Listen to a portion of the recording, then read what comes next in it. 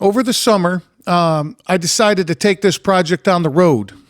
Created the Summer Traveling Table Tour. You know, I like to see where people live, relax, and create what makes them tick. And today's episode is the last stop of that tour, and it's a great one. What makes today's guest tick is cars. More specifically, hot rods.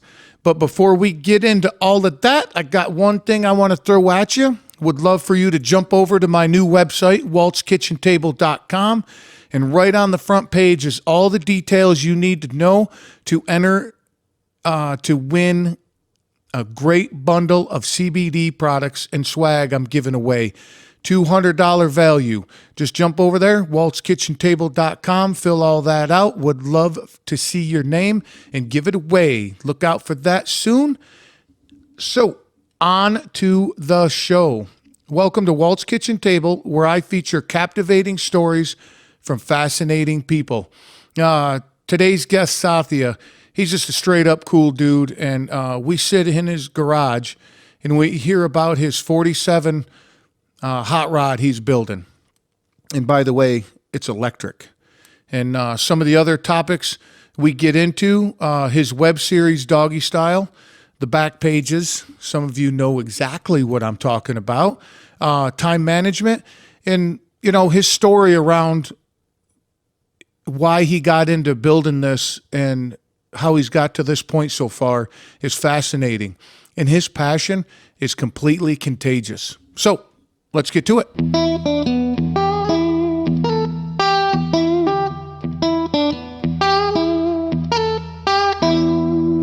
Jesus Christ, you all right? I got it where it counts. Huh? I got it where it counts. Fuck my head. Oh, Jesus. We're starting with that already? Yeah, fuck you. Well, what's the... All right, I'm just going to slate it right now. No, okay? Oh, slate? Okay. Slate. That's a slate? Did you record? Yeah, we've been recording for like 2 minutes, bro. Okay, then start the fucking interview, all right? Dude, what's that joke? God blessed us with two heads, but cursed us with enough blood to only run one at a time. Oh, yeah. Dude, you see a set of boobs, dude. 50 IQ points, gone. Right? We should have started with shots. No. Dude, I've been sober forever. Oh, right, I'm sorry. You got to get a little closer to the mic. Okay. There you go. Here we go. You got to get up on it, dude. I know you're used to that. That's right. Well, thanks for having me over. Yeah. Fucking garage. And if people don't know, I already got a little clip of me flipping your cab over on YouTube. That's right. Right? You did. That was a fucking blast. That was a couple weekends in 10 seconds. I don't think I couldn't have done that. By yourself? No, I would have to get the hoist and the move it, and you just threw it across the room like it was. You know, And then broke all your shit. it did that. So that I have a shelf which is broken, and I'm going to leave it like that forever. All right. I mean, Just as a little reminder. Exactly. But a garage has to have like shit all over it. It's a working garage. Like, I can tell this is a working garage. There's shit all over. The floor is clean, which is cool.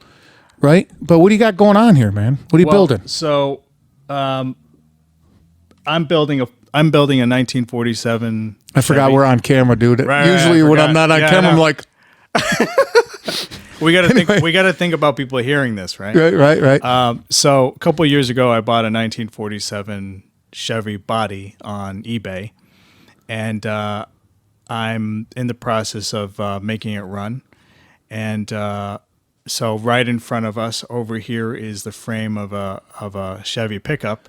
Well, that was an S10, right? That was an S10. S10 pickup. So what'd you do with the box? I gave it away. Nice. I gave it away. I couldn't sell it. Right? Yeah, remember we talked about it. I'm like, just tell somebody come and get it. You inspired me to basically just put it on Facebook and say, here, come get it. Somebody come and get it. Some guy showed up in his pickup truck. It didn't fit, but he didn't care. He took it anyway. I'm serious. It was like all hanging off the back of his box. I saw him pull up. I was like, it's not going to fit. He's like, oh, it'll fit. And then we measured. He's like, oh, it's not going to fit. I was like, come on, man. I have this thing in my garage. I'm looking at your pickup. It won't fit. Right. Because he was going to take off his and put mine on, and it had a lid and everything. But I bought a specific pickup truck to fit the 47. I needed it a certain length. You know, it had to be a certain way. And those aren't popular around here. So you're saying the hot rod that I'm just going to call it hot Sure. rod. Yeah. So the 47 hot rod you bought, Yep. you want to put it on a different frame. That's right. So you researched a newer frame that it would fit on. That's right. So will there be a lot of modifications for you to put this on the frame? Not really. I mean, I have to get a kit that will allow it to mount to this frame, but I can put I've researched that too. And a lot of the people who called me, so here's what's funny, is I can put the kit on this chassis in about a day. It's just bolts. you Okay. know? And a lot of the people who saw the ad on Facebook for the bed, they called me because they wanted the frame. Oh, wow. So So- for the same type of project that you're doing? Exactly. So I'm going in the right direction because this is the popular way to go.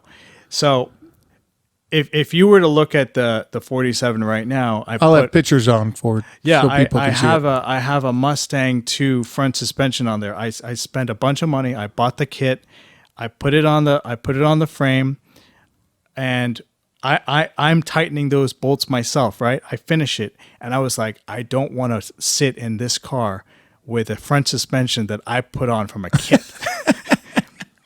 People do it all the time. People dude. do it all the time, but I was like, this is not. I don't feel safe with this. Okay. So I took a break from the car for a while and I started doing some research, and I found this option where I basically buy a working pickup and I do this, and I'm so much happier with this Oh, okay. because this is built by Chevy. I have a Chevy 47, I got a Chevy chassis.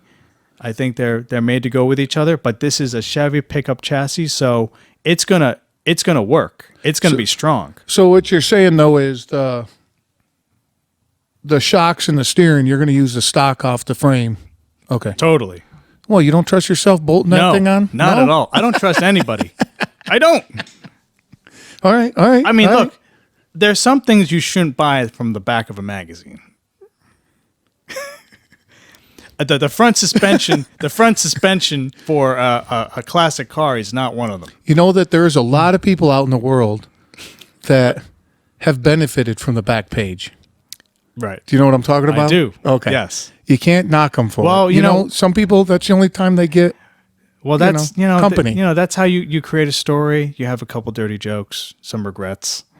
Some regrets. Regrets only come from the back pages of any magazine. Really? Not the front page? Yeah. Nowadays, the front page, right? Regrets. Whew. But going back now, the biggest thing though is this thing ain't going to have a motor in it. No. Wait a minute. It's not going to have an engine. It's going to have a motor. That's right.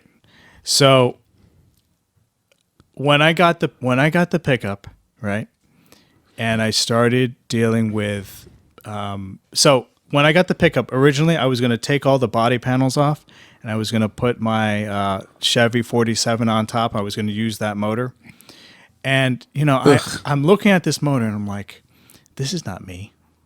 Oh, was it a little straight six? Yeah, I was like, this is not me. This is not. You don't put that in a 47? Well, the thing is, the first car that I actually bought with my own money was a Ford Fusion. It was an electric car. I didn't want a Prius. I didn't want something. I thought the Prius was a cute car, but not for me. Okay. So I got a Ford Fusion, and I really liked that car because So I saw a pickup truck one time. I was driving behind it, and it was lifted, had a big diesel tailpipe coming out of the bed, wow, right? And on the tailgate it says, "I identify as a Prius." nice, I thought that was great. wow. my Someone made Prius- that bumper sticker. Oh, 100%. Yeah, I thought that was great. I mean, right now there are a lot of like electric trucks coming out. There's going to be trucks coming out for the next couple of years. The first one being a Tesla truck, and I identify with electric. It's more like my speed. I think gas powered engines are just a dinosaur. I mean, they sound great. They sound great. All right. But once you're in an electric vehicle and you can like the torque, the speed, it doesn't sound like anything, but you can go fast. It's just so it's like a different type of thing. You're going to have to sell me on that when we go for a ride in your hot rod. It's very different. It's very different. All right. But I mean, when I bought this pickup, I drove it. I drove it from Long Island, and I drove it here. And I have to say, it was so cool to be in this car with that engine. That's that puttering truck engine. Right. Driving in here, I miss that. But what I'm trying to do is, I think, cooler. So you're going to make this thing an electric car, right? I am. So you're not going the way of getting a Tesla and taking the parts out. You're going to buy like a kit. Like, how are you going to make this thing an electric car? Well, yeah, there are a lot of companies that sell like kits where it's like they've put together their formula for what would work for you. So, and it's not like out of a forklift or something like that. It's people do that, but honestly, I believe that I need to spend the money and I need to do it this way before I can figure out ways to cut corners. I'm going to, like, my first go around with this, I'm just going to kind of like take what they suggest and I'm going to put it all together. And then after I do all that, then I'll be like, you know what? Maybe I don't need this, and start to play around with all right. So I think that's the right way to do it. So is there a kit that comes along to where you can buy a kit? There are companies that sell kits. So you just buy the kit, put it in? Yeah, like there are companies like EV America, EV for You, EV West, where you can basically say to them, I have a vehicle which is this much weight. What is the right motor, battery, charger combination that will move my vehicle at 60 miles an hour? So I contacted a company in New Hampshire and I gave them all the specs of my vehicle. And they said, this is the type of motor you need for the weight of your vehicle. And these are the type of batteries we recommend you get. So they put together like a whole list. And so I haven't gone to a point where I purchased all their stuff because I'm still actually shopping and researching. Right now, I just want to get the body on the chassis. So okay, all right. It's also expensive, so I'm also saving money. So expensive? What's expensive? The kit, the electric kit? Yeah, because each component is something. Like for instance, this company in New Hampshire, they suggested I get a motor, which is about $4,000. And that's just the motor. Then you got to get all the shit that goes with it, right? Yeah. So a lot of people they buy motors off out of forklifts and stuff for like $200. But you are gambling. Yeah, sure. Yeah. You can make it work. It'll work. Dude, you could put a 350 Chevy in there, fully built, you doing the work, and have some people got to do some work, right? Yeah. You don't have the ability to, I assume, for half that price. I know, but I had two motors in here. I sold the motor out of... Yeah, but I'm talking like a 71 V8 Chevy block. Sure. Right? Punch it out, put a cam in it. Of course. That'll send that 47 down the road faster than you'll ever go. Of course, and that'll be affordable. Right, that's what I'm saying. Yeah. I don't know. I just don't feel passionate about doing that. Oh, that's awesome then. Like yeah. I got I read Hot Rod magazine every month. Every month half of it is about engines, about souping up your engine, overchargers, all that stuff. Mm-hmm. I read it and I look at it and I'm like, I don't, I think that putting a motor in one of these vehicles and kind of dealing with understanding how that all goes together is way easier. Way easier. Oh, well, way easier. Man. Oh, I don't think so. I know because it looks like really like you're like, I don't even understand how my phone works. How am I supposed to understand this? Yeah, but in a way, though, if you have the experience of looking at an electric forklift, I mean, I'm going to go on a limb here. Mm-hmm. If you buy that motor for $4,000, there's going to be some components that you have to buy for conversion of lights and all that good stuff, right? And I imagine there's a kit that has to go onto your transmission. Yes. Right?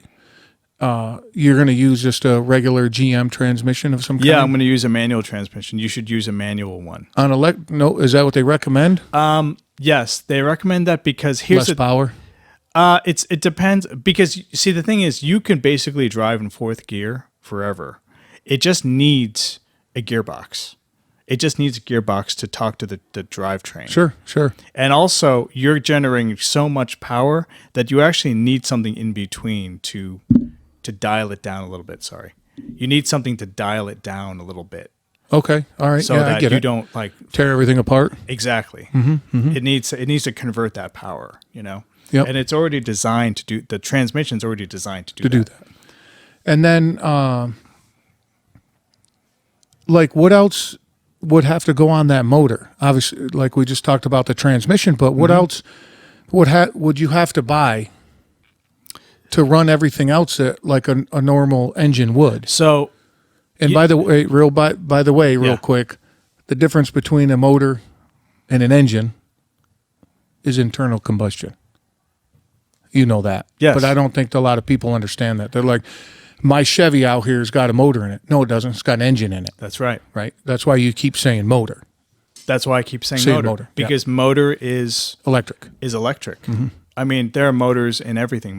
There's a motor in your blender. There's not an engine in your blender. There's a motor in your blender. Use that one. I got a 350 in my blender. Runs on I high got that test. new NutriBullet. Yeah, right? But what else, going back to that, what else goes with, so you got, how big is the motor?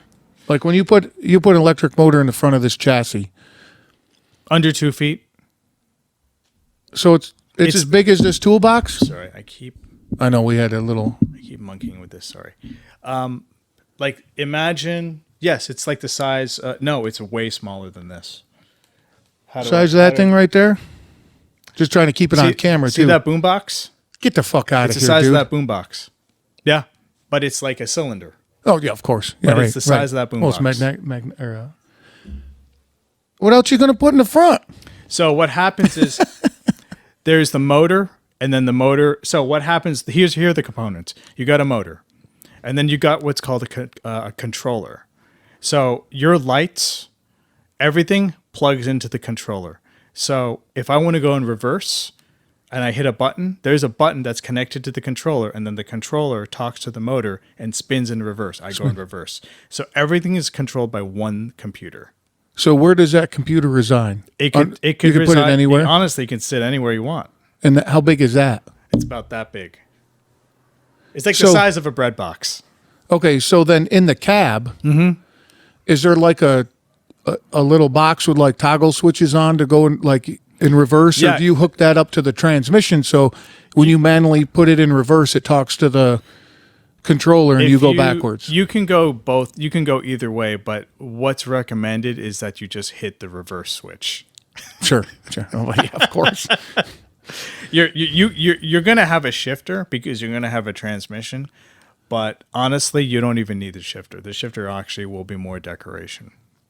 So you can you use the shifter, or you just don't? You can choose to. I mean, depending on what gear you're in, you might get more efficiency in terms of like how much power draw you're drawing. Oh, we haven't even talked about batteries yet. But Yeah, no, we're getting there. you're right. Depending on like what gear you're in, it could influence how fast you're going and how the motor reacts with your transmission. Sure. But it honestly, from the research I've done, it doesn't make that big a difference. Well, I was going to say load and torque and all that. Yeah. I mean, that all comes into play, right? But and then in the front, you're just going to have this little box that runs it. Then the bread box will sit under the hood, maybe. It'll probably be nearby. But the thing about that whole cab area has to be very cool. So it's going to be Yeah, I was gonna say, that thing generates a lot of heat. It does. There's going to be around 500 amps running through that thing, depending. But see, I'm going to blow your mind right now, but I'm not going with a single motor. I'm going with a dual motor setup. All right. So what was suggested to me is I get what's called an AC51. An AC51 can move 3,500 pounds. Okay. At up to around, I think, 80 horsepower. Okay. All right. And so I would be able to get up to 60 miles an hour, maybe in 15 seconds, which is a long time, but it's like you're moving 3,500 pounds. So I'm just like, you know, Sounds what? like me trying to go to the bathroom from my bed. Takes a while to get, move this along. Just saying. Okay. Boom. Anyway. So I'm going to go with a dual motor setup because, honestly, I want this thing to be able to move. And because the batteries are going to weigh something, the whole body weighs something. Most people who convert these cars are converting Porsches that don't weigh anything. Okay. This thing is going to weigh something. So I think going with a dual motor setup, which would be 2 AC 35 motors talking to each other, running at the same time. So it would be 168 horsepower. Phew. Now, how do those two talk to the single transmission?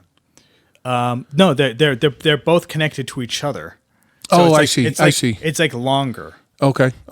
And they both there's a coupler that allows them to Stick together. Can be connected to the transmission. It's one big thing. Like the companies make the dual motor setup as one big motor, but inside there are two. Oh, I see. And they need and on top of that they need 2 controllers because so much power is going to them that 2 separate controllers which are talking to each other are spitting them at the same time. Oh, so there's cool. more going on, but it's kind of cooler. Well, the other thing too, like you said, I mean, with a full chassis and an old car like that, there's a lot of weight. There is. And now we're not even got into battery weight yet, right? And with batteries, you're not talking like an old AC Delco either, right? No. I mean, you're not piling 25 of them in the trunk and hooking them all together. No. I've done that, by the way. Really? Yeah. Not 25, but you can put 4 or 5 Yeah, you batteries just together. chain them together. Yeah.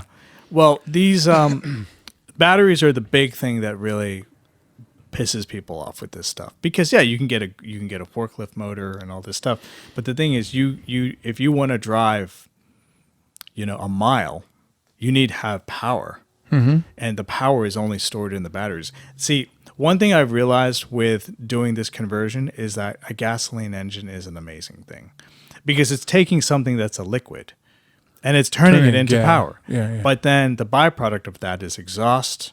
The byproduct of that is like, in order to generate a lot of power, it's got to be bigger, and they can get big. So the great thing about electric motors is that they're already small. So they can, like in the front of my cab, the motor is going to take up almost no room. Most of the stuff that's going to be in the front of the cab is going to be the batteries. So you're going to put your counterweight, like the weight that an engine would have, is now going to be the weight of the batteries, right? Right. So there's going to be 600 pounds of stuff going on in the front of the car. So the engine by itself is 150 pounds. Okay. And then I'll have Is that the dual motor? the dual motor. It's 150 pounds? Yeah. Okay. Now the thing, Noah, is when you are you going to seal that compartment? Because usually, a motor's hanging out, and you crawl under a car and you see the motor and it's out to the weather and all that. With you putting a engine, but when you putting a motor in it, are you going to seal all that? So on the bottom? Yeah. Yeah. So like, if you lift the hood, it's basically a trunk. It's all sealed and everything, right? They call it like a frunk. A frunk. Oh, God. It's a terrible word. Oh, I think Tesla, that's what people call it. I have an image that goes with frunk, but anyway, go ahead. I don't know where to go with that. No, that's bad. Oh God, that image is like.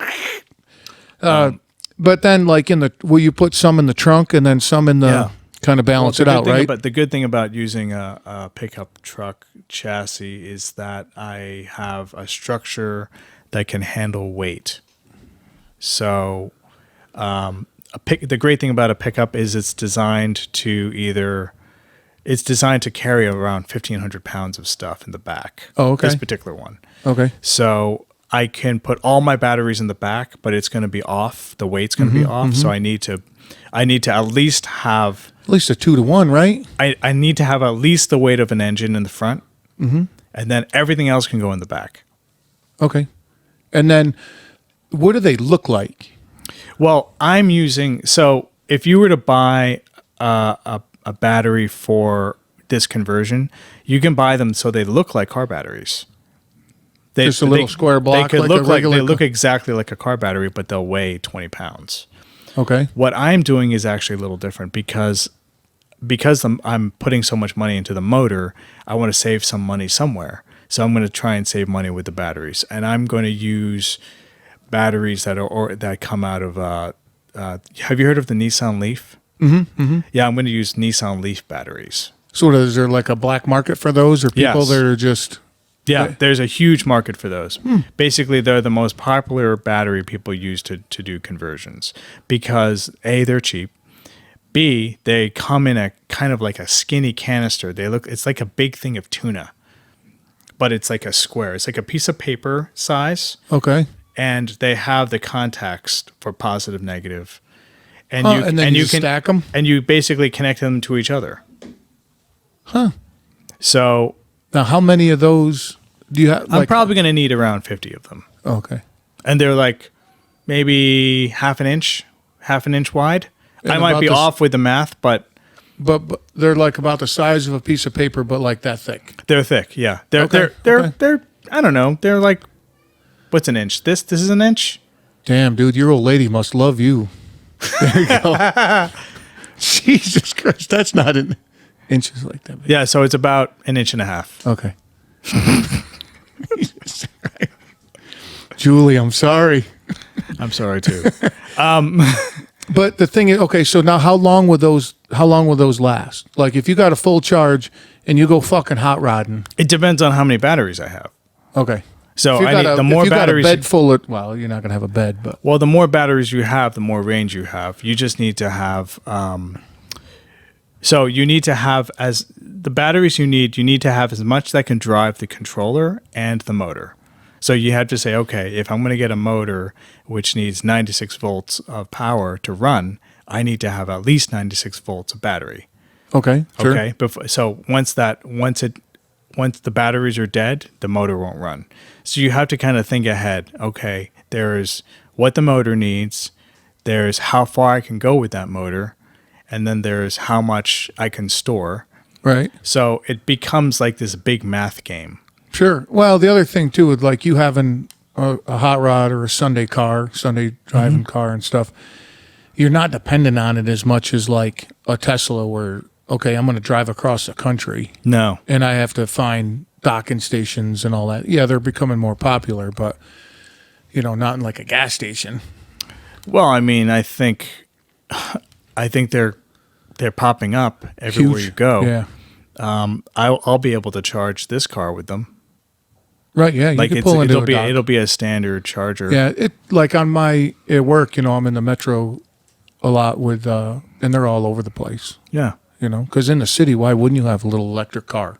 I know. That makes sense to zoom around. If you're only 15 minutes from work and it's all stop and go traffic, why wouldn't you have an electric car? My father, he has an 83 Saab, and brick. He wants me to convert it, but the thing is, to convert that that would be the ideal car to convert into electric because it doesn't weigh anything, and until you put all those batteries in it. Yeah, but maybe it can be converted so that it doesn't it won't go very far. Right. Like maybe it'll be like a get around. Go to the grocery store. Go to the grocery store and come back. But if like for this car, I want to. My thing is I want to be able to drive 100 miles. Okay. So 50 miles somewhere, 50 miles back. Like car shows and that kind of thing. That's reasonable. Yeah. I think.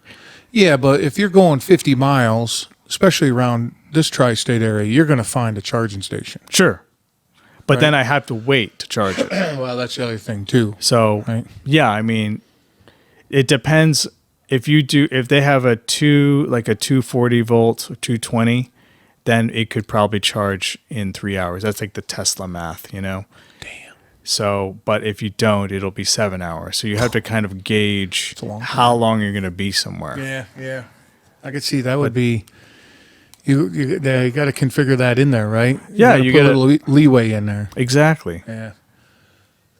But that's only because batteries are slow to charge. As this stuff gets it's going to be a little like better. now with your phone, right? You can, I can supercharge my phone in like 10 minutes. Yeah. You know, so eventually I assume it's going to be like that with a car. Well, the thing is, no one's been paying attention to batteries forever. Now they're paying attention to them. Right. No, and they figured out there's money in it. Yeah. That's why they're doing it.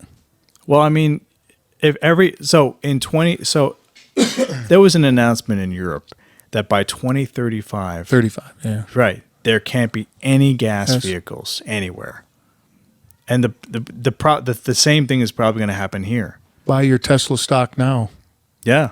Like right? my dad recently had a car accident. His car was totaled. So he was asking me, what do you think I should get now? And I was like, you should get a Tesla. Why wouldn't you? Because, I mean, it's like, it's the newest thing. It'll be cool. You'll like it. You'll have fun with it. And you're only driving 30 miles to work. Right. So with you saying cool, right, it reminds me of like a Tesla is cool, but it doesn't have any soul. Like a hot rod would.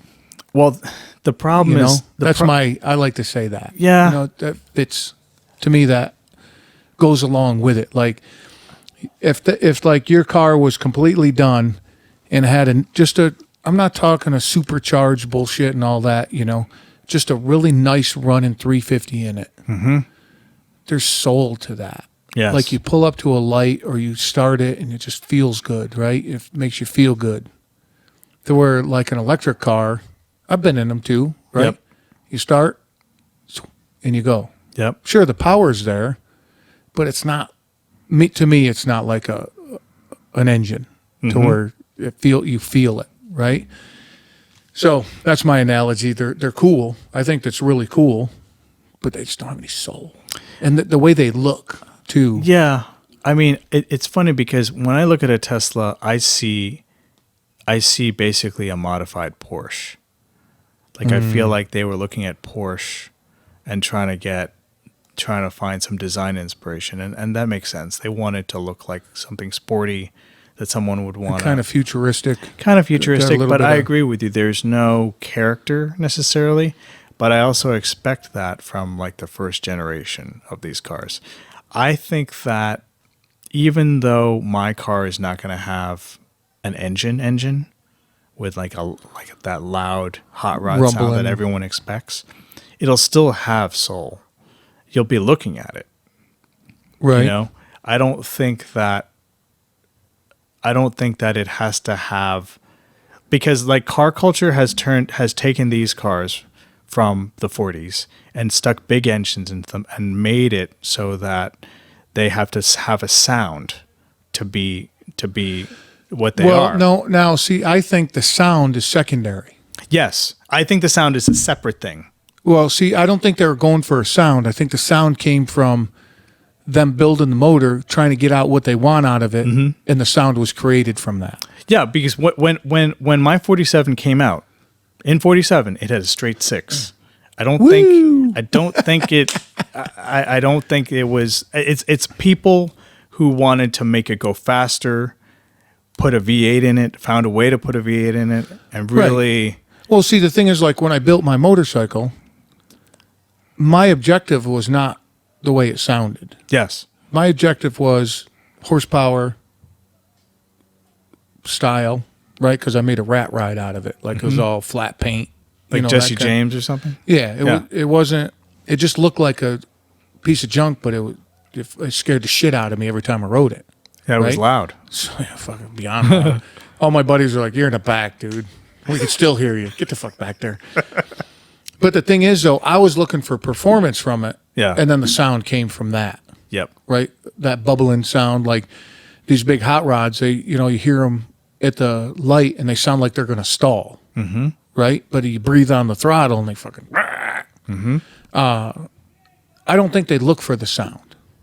There's probably some people out there that would, right? There's probably... Who want the sound? Yeah. Yeah. Well, look at these little Nissans and Mazdas where they put these cheap shit exhaust on it to make it sound like a Fast and Furious car, right? Sure. And it's got a stock 4-cylinder in it. I know.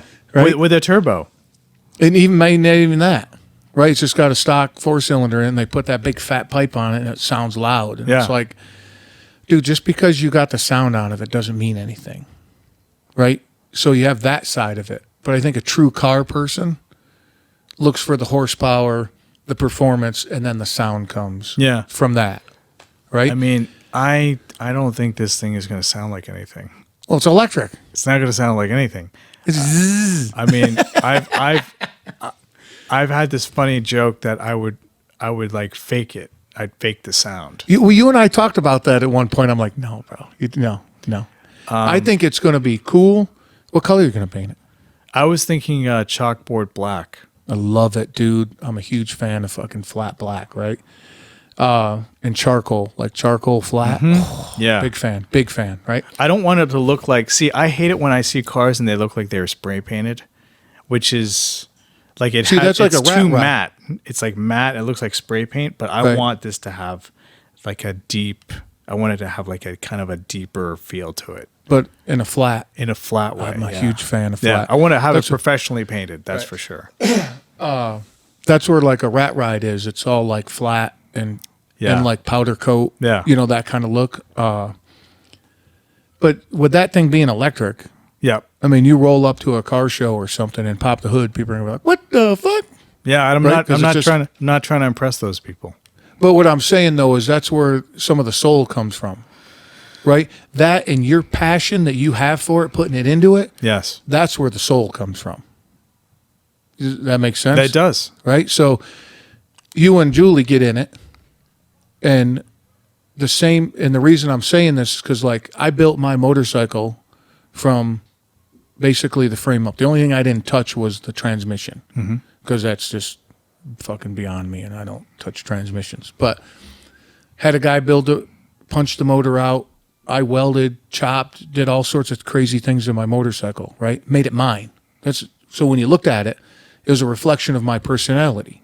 So I think that when this thing is done, it's going to be a reflection of your personality, and that's where the soul comes from. It's not what's under the motor, right? It's what you put into it. So now when you pull up to a light and somebody goes, "Damn, dude, nice car," you're like, "Fuck, yeah." I know it's a fucking nice car. Well, but the thing is, though, like when, I'd be sitting at a light on my motorcycle and a guy would pull up and he'd be like, "Dude, that's a nice bike. Thanks, bud." Or you're flying down, like I'd be by myself flying down the highway at 80 miles an hour, tunes in my ear, and this thing rattling along is loud, right? So I'm like, I built this. Yeah. I built this. I turned every nut, wrench, and screw in this thing. I've seen the guts of this thing, and I put it together, and it just feels good going down the road. I just didn't walk into a showroom, write a check, and down the road I went. No, man. They've got a lot of hours in this thing. Yeah. You know? Well, I was inspired to do all of this when I went to a car show probably 10, 12 years ago. And most of the cars were not owned by guys who did the work. They were just owned by guys who bought them from Or had somebody build it. Or had someone build it. And that I looked at that, I'm not a fan of that. I was going around and saying, "Oh my God, this is beautiful. Did you build it?" He's like, "No, I just bought it." I was like, "Oh." So after that car show, and it was the 65 and 64 and a half Mustang, the Ford Mustang that got me. Like before that moment, before I saw that car, I didn't give a shit. Something jumped out with that car. But there were 20 of them lined up, and they all looked different. Oh, that's cool. And I was like, wow, this is like personal. People make these personal.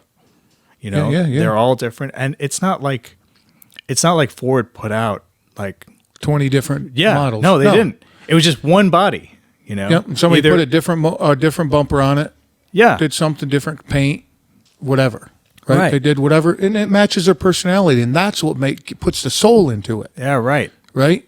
But dude, you can't deny when you get in a car. Like I rented a Camaro convertible, brand new Camaro, big fucking motor and all that.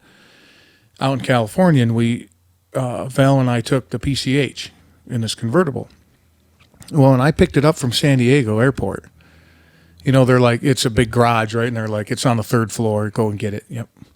I get in, and I push the button, and it fucking growls to life. You're like, there's something to that. Yeah. I don't know why. It speaks to me, and that's like my old bike. the last bike I owned. As soon as I hit the throttle, dude, it fucking come to life, and it's just something about it. Yeah. It just, you know, I don't know. I haven't been in enough electric cars to, but it's cool that like your passion for it and how about the research, dude? That's half the fun. Yeah, there's Looking into it. There's one cool thing. Well, when after that car show, I started researching Mustangs, and I've researched it for a while. I even went looking at Mustangs to buy, and they're beautiful cars. But at the time, I didn't know a whole lot. I didn't know what to do with it, you know? Right. So I'm good with the research. And the cool thing about the Mustang is there's so much out there. Like you can buy a whole Mustang, not made by Ford, from a company, and you can can like build it yourself. Like you can buy all the parts, the door handles, everything, the fenders, everything. It almost seemed too easy. Like a Lego kit. Kind of, yeah. I went to see people who were selling like a Mustang in their backyard with grass all over it growing. And the guy's like, dude, this is the easiest car you'll ever put together. I was like, that's cool. You know, it's almost better. Like I'd rather just buy it from someone and drive it than like for it to be really easy. So then I took some bodywork classes. I was like, well, when I get to that point, I just want to know how to fix things. I took some bodywork classes from like night school, like, you know, they have these vocational schools like BOCES.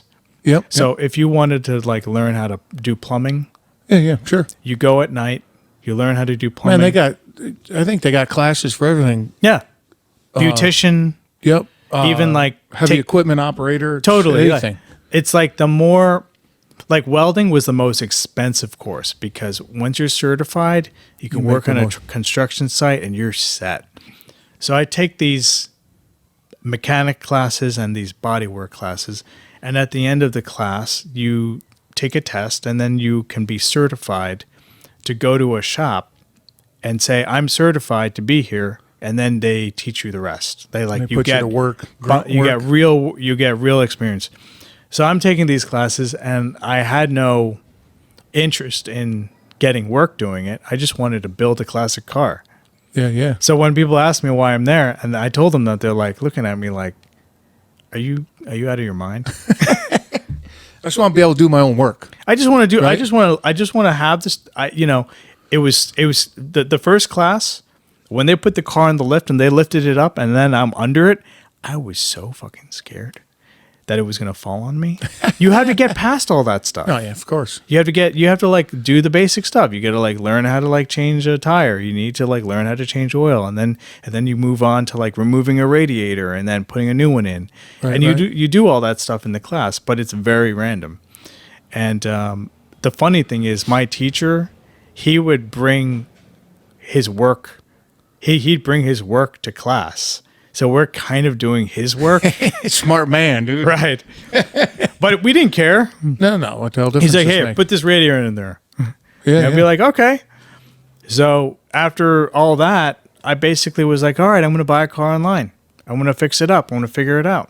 So what spoke to you about the 47? I just like the curves.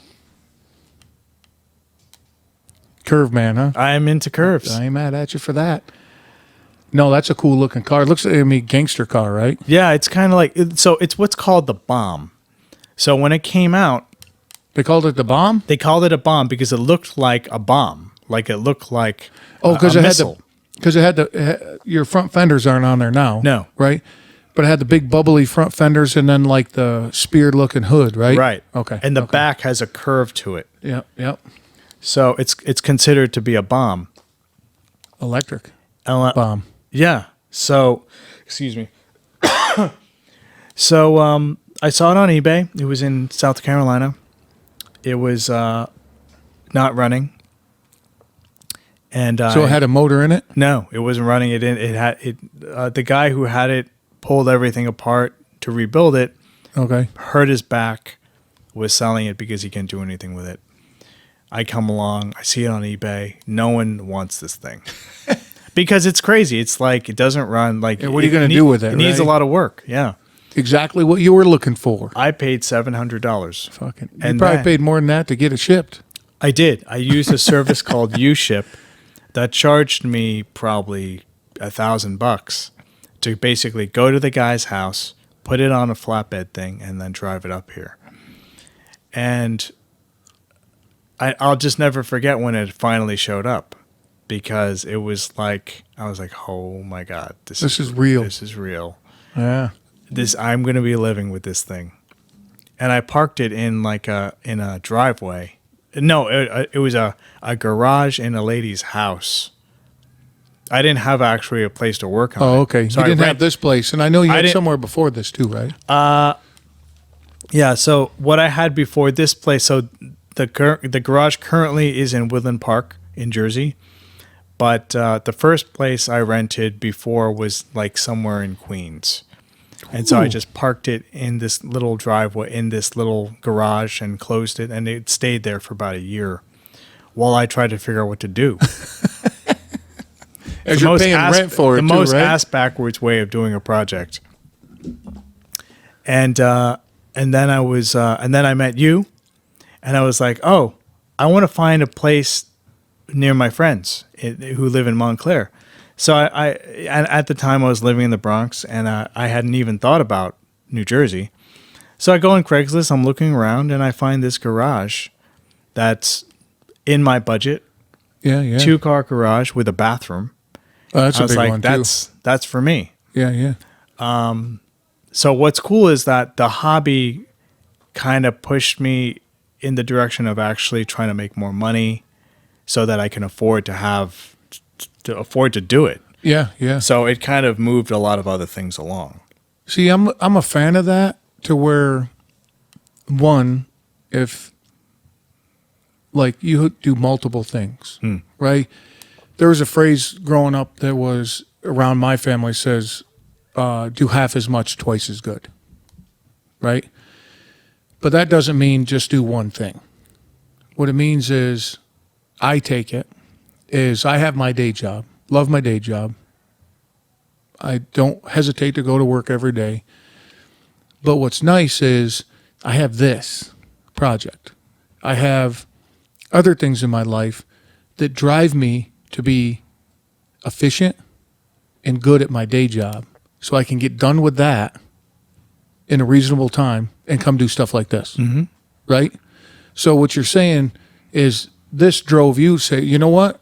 I need to do better because I want to get this accomplished. Yes. Isn't that awesome? I think that's awesome, dude. The thing is, like, I think everyone has a certain amount of debt. Okay. And this project forced me to clean it up. I never looked at it that way. It forced me to clean it up because I want to afford to put money into my passion. Yeah. So I don't want this other thing hanging over me. I'm going to clean that shit up so that I can buy my electric motor. I can buy my batteries. I don't have to worry about, not having money for rent, things like that. Yeah, right. So it does help. I mean, this is a big project, and it's like a big thing to like rent a garage, have the tools. I'm not making money in this place. It's a hobby. It's a hobby. But people don't have a hobby that like this people like knit. People like do jigsaw puzzles, They collect comic books. They don't have a whole other rent.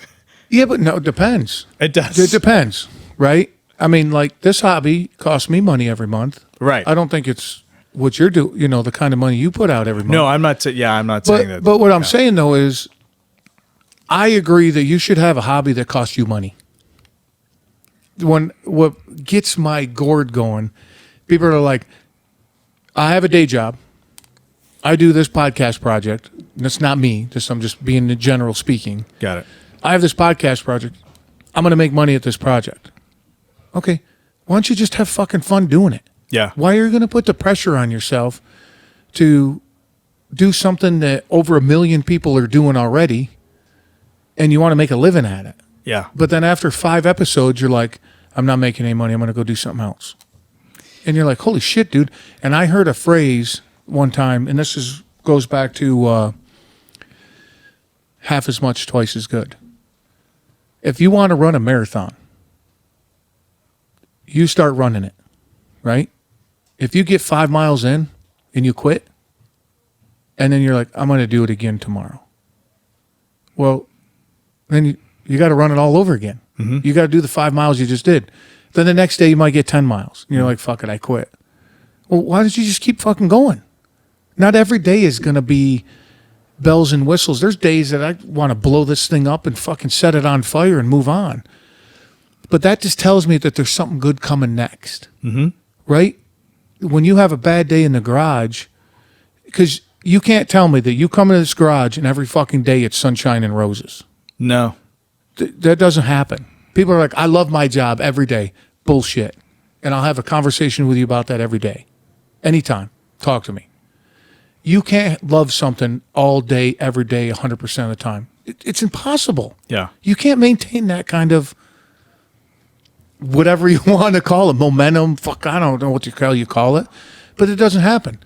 But the days you come in here and you leave, and you're like, that was a fucking good day. Right? That was amazing. Man, did I have fun. Or there's days like this morning, I was telling you earlier about the Halloween project. Yeah. Right? I woke up this morning, I was like, fuck. I bounced out of bed, ran, took some notes, and texted the guy that I want to do the project with. That's cool. When you can't sit still in bed because you can't get the idea out of your head. Yes. Right? And there's got to be days, and you can correct me if I'm wrong, there's got to be days that you're like, you and Julie, man, I almost called her your wife. Foreshadowing, dude. Foreshadowing. I don't want to mark this down. Foreshadowing. You tell Julie that you're leaving at 8 o'clock to come to the garage. Yeah. And you're sitting there at breakfast, and you don't hear a fucking word she says because all you can think about is getting to the garage and going to work. You know what's really funny? You know what? Here's the thing. And that tells me you got passion in what you do and you love it. I mean, I have a sweet little family at home. You know, I have my girlfriend and I have a dog that we adopted before the pandemic. And on the weekends, I want to Ace. On the weekend, I want to hang out with them. So what happens usually is Saturday, Sunday morning, I come out here at like 6 o'clock in the morning. Okay. So by the time I'm burned out from being here, I head back and I hang out with them for the rest of the day. So it could be around noon, could be around 1 o'clock.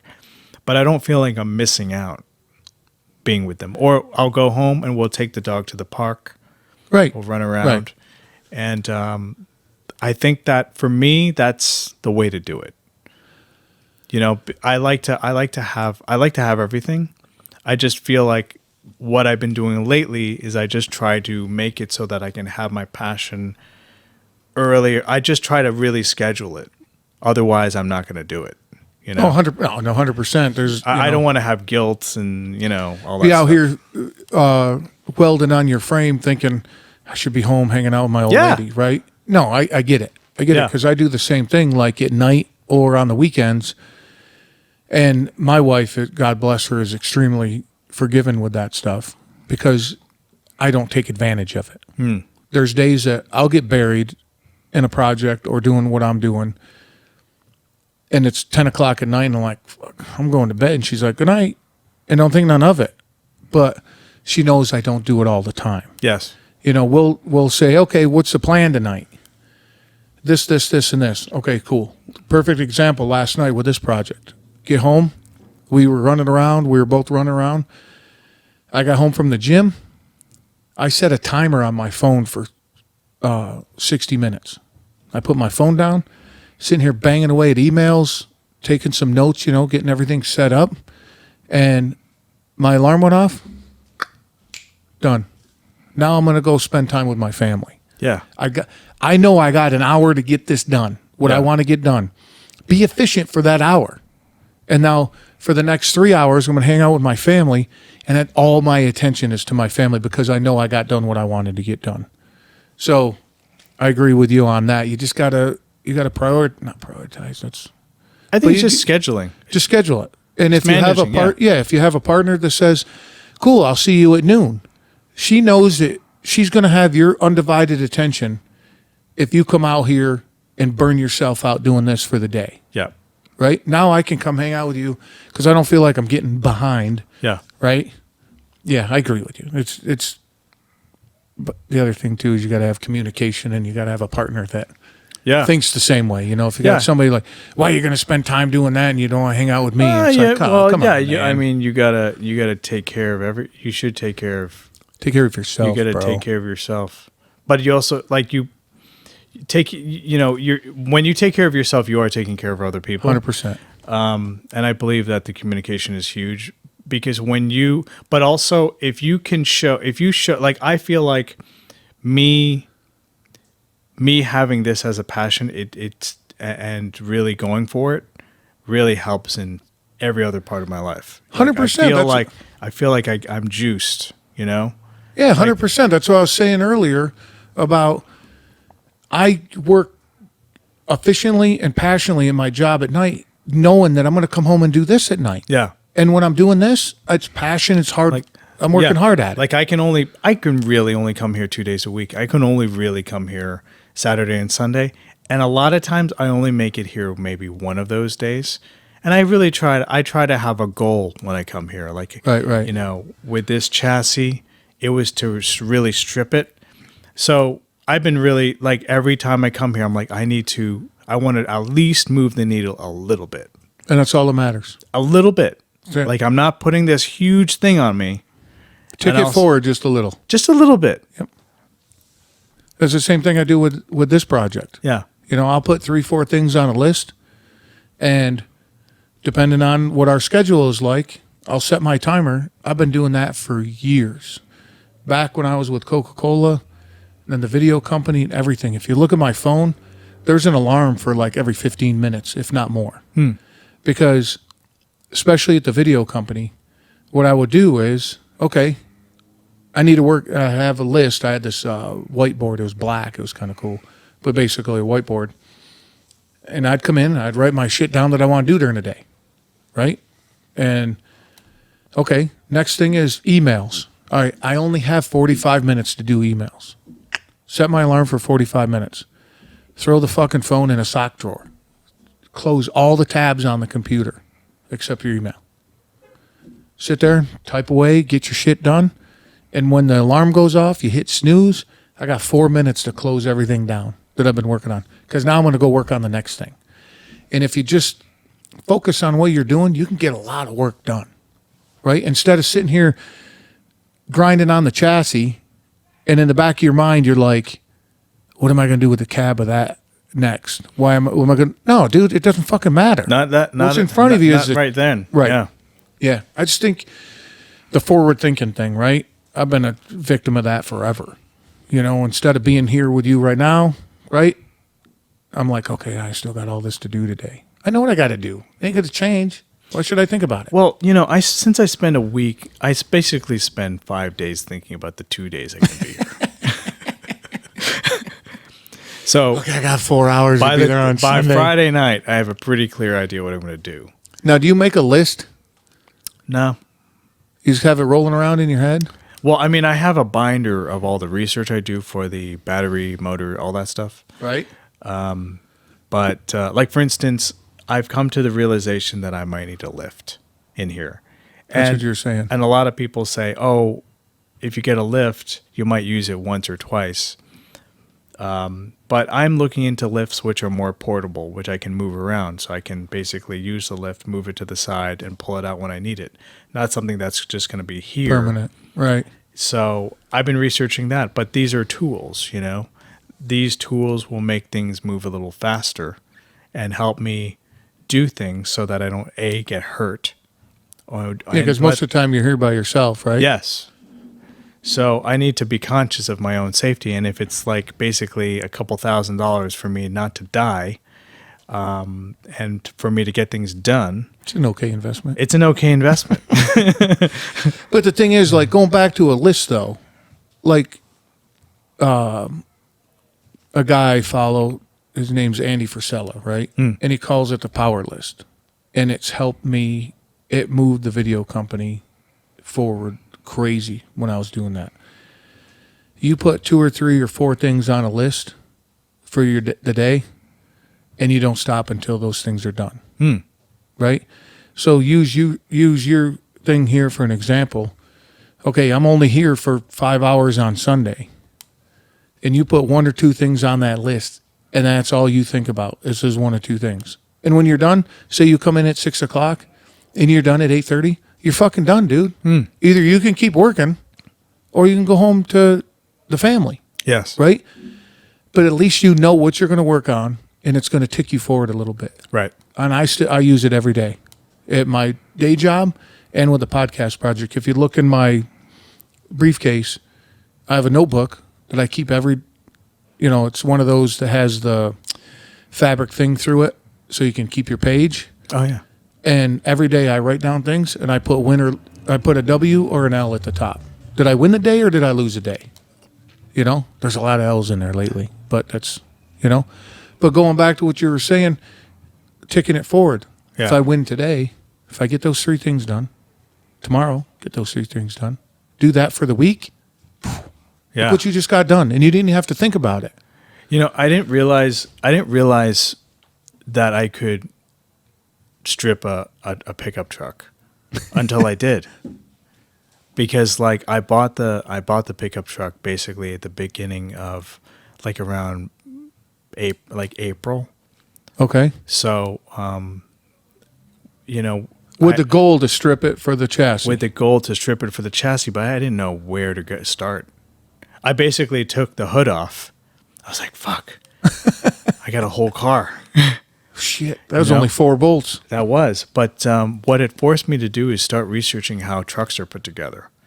I got to figure out, okay, where are the bolts? How do you take a fender off? How do you get the glass out? How do you take the door off? YouTube, baby. I used most of it was YouTube and also getting the right tools to do it. But I learned so much.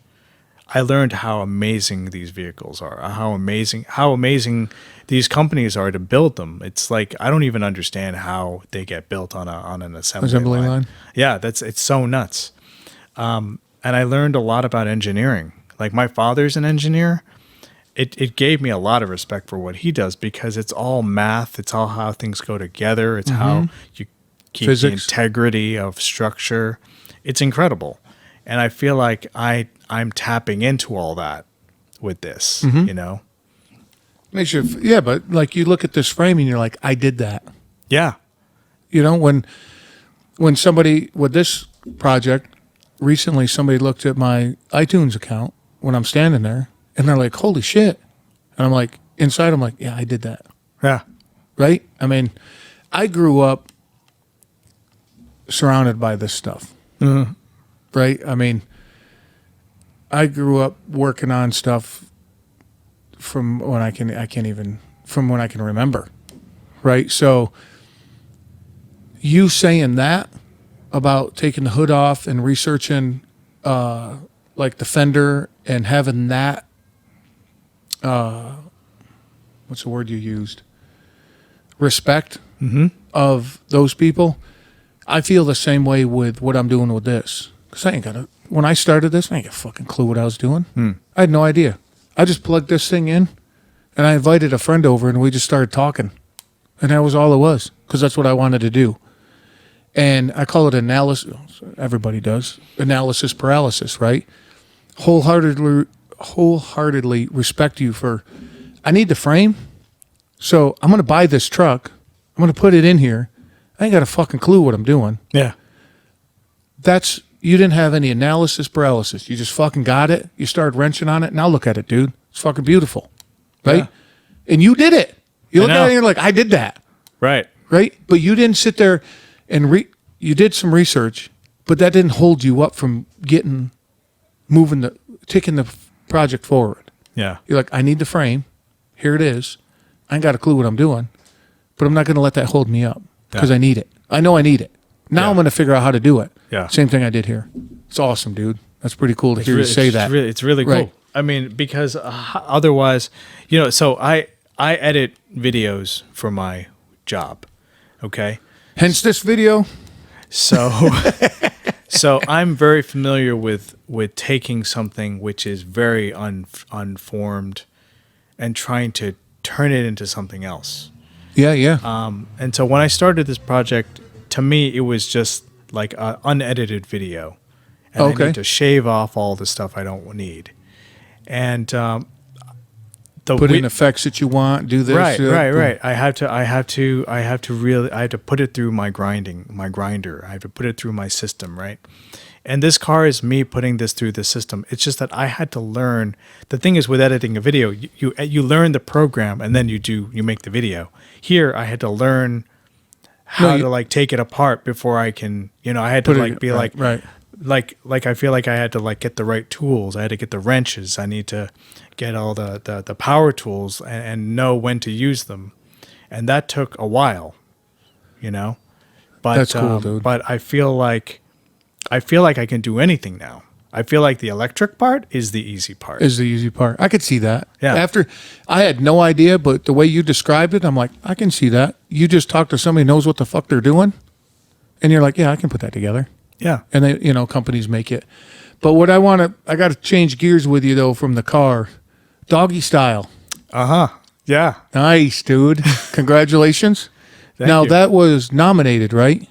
It's every episode has been nominated for an award. So Like the people that have no idea and their mind is in the fucking gutter at this point, you got to describe what Doggy Style. Yeah, of course. So here's the funny what thing. made me think of it, the video editing thing. My good friend Eric Rubin, he came to me a couple of years ago and said, "Hey, I'm an actor. I pay the SAG dues, but I'm not in anything. What do you got?" So and you've wanted to make something for a while. And I wanted to make something for a while. And I get motivated by people. Like I meet people, they inspire me. I sit down and I create something that would work with them, would work for me. Right. I've done a lot of projects like that, and I think it's a great way to move the needle. Like you meet people and you're like, oh, you know what? I want to do an episode about them. I want to talk to them. I want to learn what the hell. The phrase I like is everybody knows something you don't. Right. Right. So people are very receptive to that. So I went off for a year and I basically started writing, and I got a writing coach, and I would Zoom with her. I'd send her the script. I'd Zoom with her. I remember when you were working. I remember that before the first episode came up. But real quick, I'm sorry to interrupt, but real quick, what is it though? Oh, Doggy Style is a show about a man who starts hearing the thoughts of his own dog. And that would be interesting. And at the time, he has a show to take care of, basically online, so people can ask questions and say, "Oh, my dog is doing this. Well, what does that mean?" And he answers them. Oh, he's like a dog whisperer. He's kind of like a dog whisperer, but he's just kind of telling people what he thinks they should do. But now his dog hears that and tells. And now his dog is literally like, "This is what's going on," and he kind of freaks out. Got to check it out. I watched a little bit of it. Just be honest with you, I watched a little bit of it. I didn't get through the whole episode. Well, the second one. I saw the first one. When I did the first one, it was like the first thing I had done in a long time. So I felt really rusty.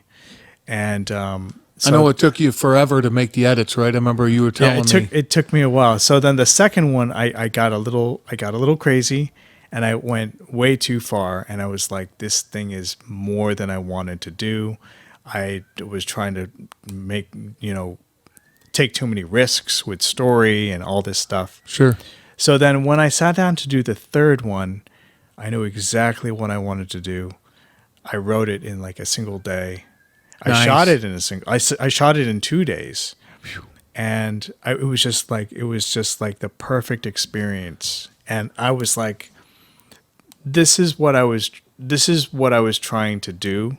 And I finally figured out my own process, my own style. Yeah, sure. And I think it takes a little time. Like I was saying about, I feel like the show Doggy Style was very similar to my experience when I bought the car and I got a Mustang front suspension. It was the wrong choice for that project. Sure. I've done a ton of them with this project. And I think that you have to go through, I think they call them growing pains, I think. But I think you have to go through them. Yeah, of course. Yeah. And it's called experience. It is called experience. And it's funny because when people ask you about what they should do and they won't listen to it, you're just like, you'll find out. Yeah. Well, Don't touch it, it's hot. Don't touch it, it's hot. don't touch it, it's hot. And they Right. touch it, they're like, it's fucking hot. I'm like, Right. yeah, I'm guilty of that. You got to tell me 1,000 times. I'm like, no, I can do that. And then I fucking them. They're like, dude, I Right. told you. Yeah. Totally guilty. But are they like, just so people know, and I'll have the link Yeah. to all this, are they like 20-minute episodes, 40-minute episodes? Like how? They're the longest 15 minutes, Okay. but I shoot them all. I shoot them myself. I edit them myself. I write them myself. I mean, I think it's funny because I only got a dog in the last 6 months, but I feel like I've always had a dog in my life because I feel like I speak like now. If I look at the episode, I feel like it's true. Like what these dogs are saying to this man are true, makes sense. Right, in their reality, you know. Yeah, sure. And so since now I have a dog, it's like I have this enormous amount of affection and sympathy, and I feel connected to them, you know. Yeah. And they're sweet animals, and so I wanted to make a show about my love for them.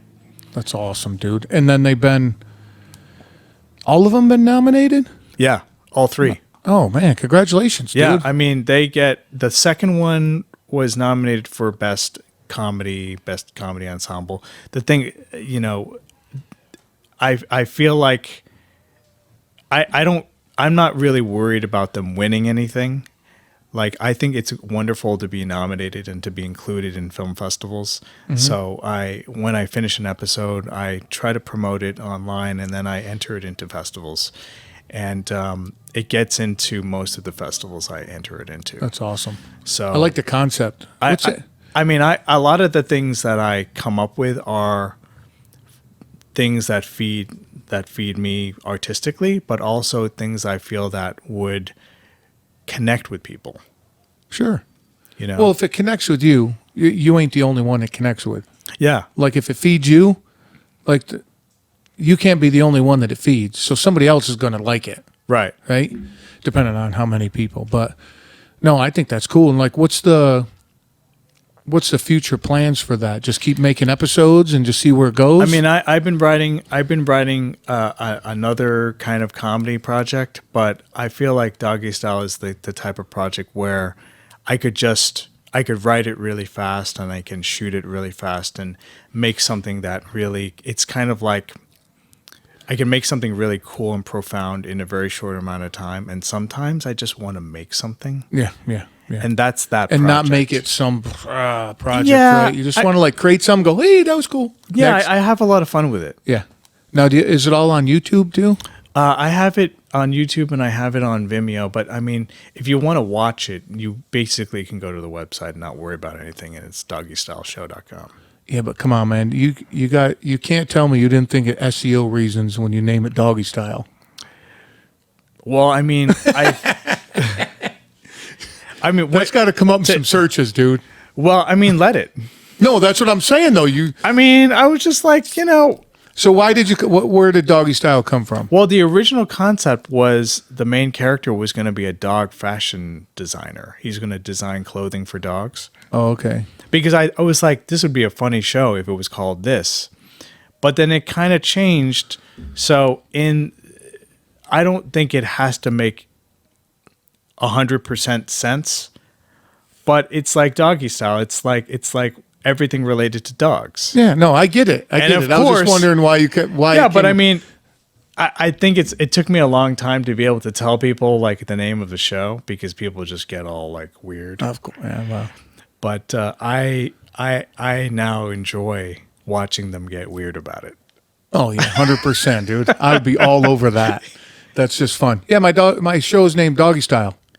You know what's you know what's amazing is when you're at a film festival, you're at a award ceremony, and they rattle off all the names of the other things that are nominated. Oh, they have all these serious names, Doggy Style, and then they're like, and Doggy Style, and it's almost like you're just sitting there, you're like, I ain't gonna win this one. Yeah. The air in the room changes a little bit, and you're like, people are like, is that in the program? Am I in the right space? No, that's awesome, and congratulations on that, dude. Thank you. Yeah, and it's just fun to create stuff. Oh yeah, Just it's fun to build something with your hands, to create something and be like, I made that.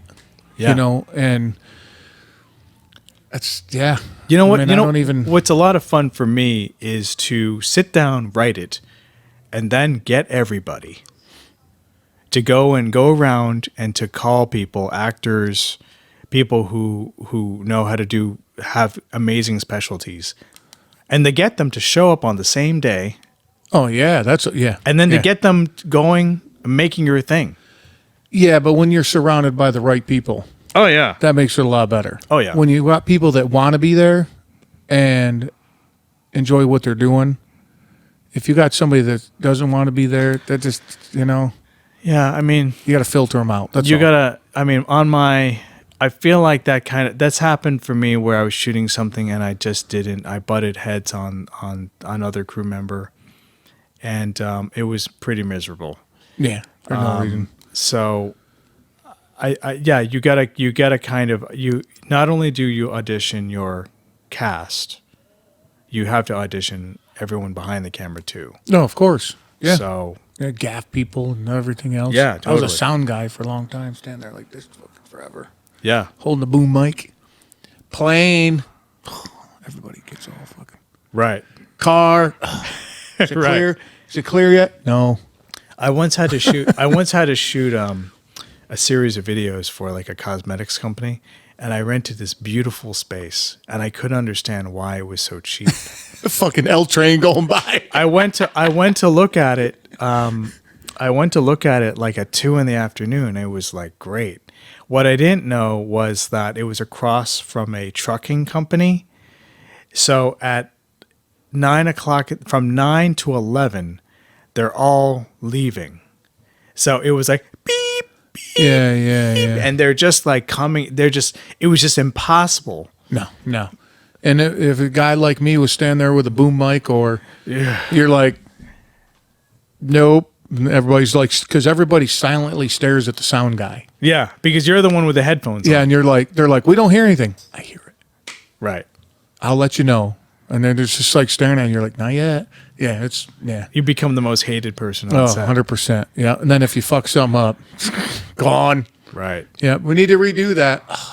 But anyway, that's a lot of fun, though. Production, I enjoyed it a lot. A lot of hard work.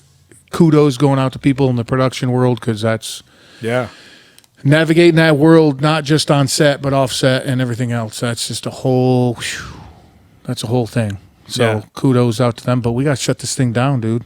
All right. You've been fucking talking long enough. Yeah, I'm tired. I'm tired of looking at you. Awesome space, dude. Thank you. We'll do a follow up when this thing's done. Oh yeah. How's that? Yeah. Well, you'll be on probably before that. Oh yeah, I hope so. Yeah. I mean, no, you'll be back on this before that. Yeah. And then I'll have you have a website for this project, right? Yeah. Or a YouTube channel? YouTube channel? Well, I have a website for all my work, and it's mrsathya.com. Yeah, I'll put all that in the thing so people can jump over to the notes. because I have a lot of projects. Like I'm building this car, I'm documenting the car, I'm learning a bunch of stuff. I like to cook barbecue. So I like to put that's a whole other episode, dude. See, no, I do a lot of. I mean, 5 days. I'm not here for 5 days. I have other stuff. I have a lot of other stuff happening. We'll get into that next time, though, right? So, 47 car and Doggy Style. I'll have that stuff in the show notes. Yes. Good times. Awesome. Thank you for Thanks, having brother. me. Yeah, absolutely. Appreciate it. Love hanging out with this dude, and he's a lot of fun, got a lot of interesting things going on. You want to follow the progress of Doggy Style, the web series, or the Hotrod, or both. All the links that you're going to need are in the show notes. Go check them out. And remember, jump over to my new website, waltzkitchentable.com, to sign up to win an awesome bundle of CBD products and swag around $200 value. All the details you need to know are right on the front page of my new site. Check it out. Till next time, much love.